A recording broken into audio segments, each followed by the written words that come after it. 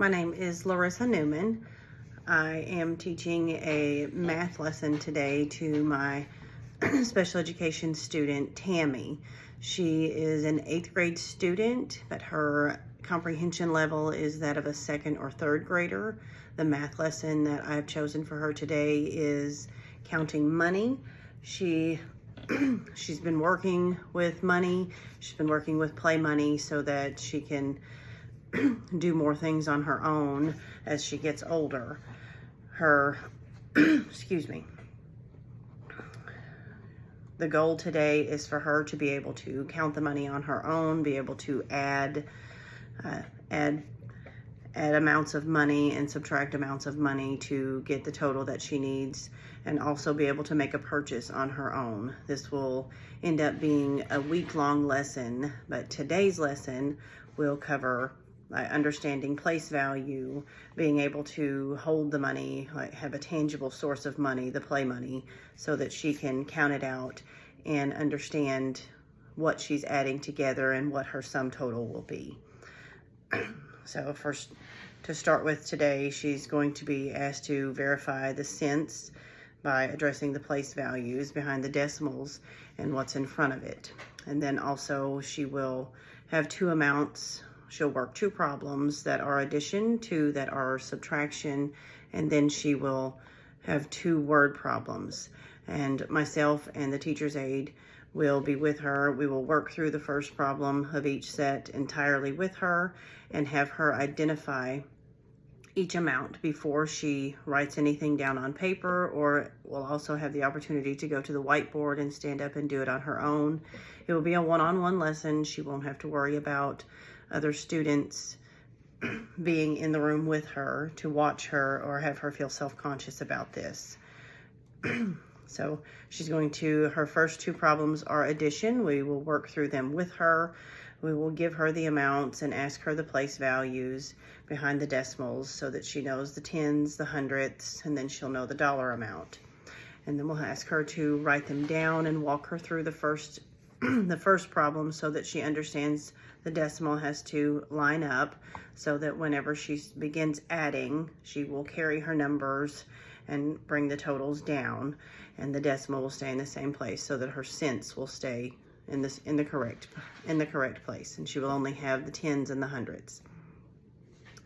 So for the second set of questions, it will be 2 subtraction problems. And again, we will walk her through each step of the first problem.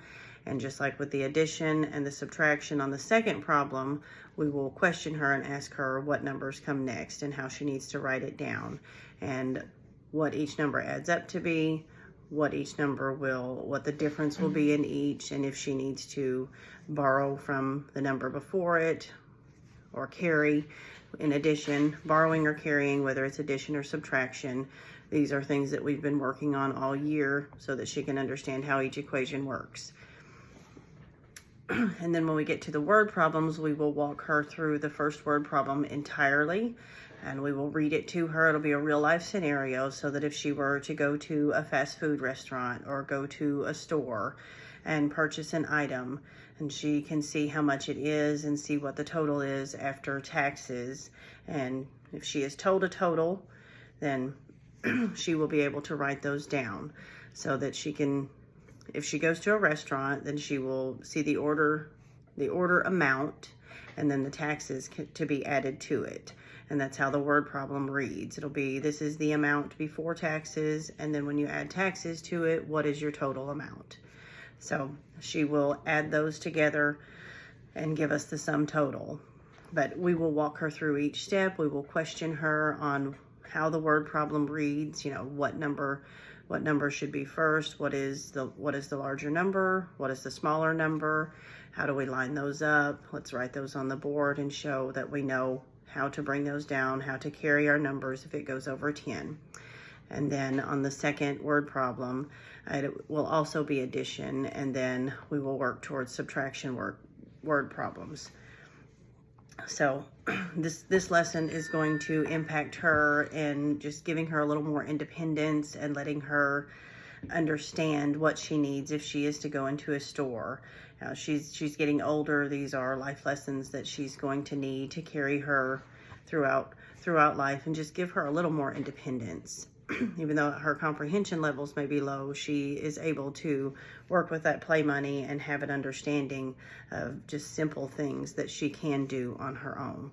And the homework assignment, this will be something that we discuss with the parent before we start this lesson, so that they know what needs to happen, at home at the end of the week, so that she can take the weekend and her parent can take her to a restaurant or into a store, purchase, one or two items so that she can add those together, or one item and then add the tax to it and get the total, and know that she can count out that money and pay for her item.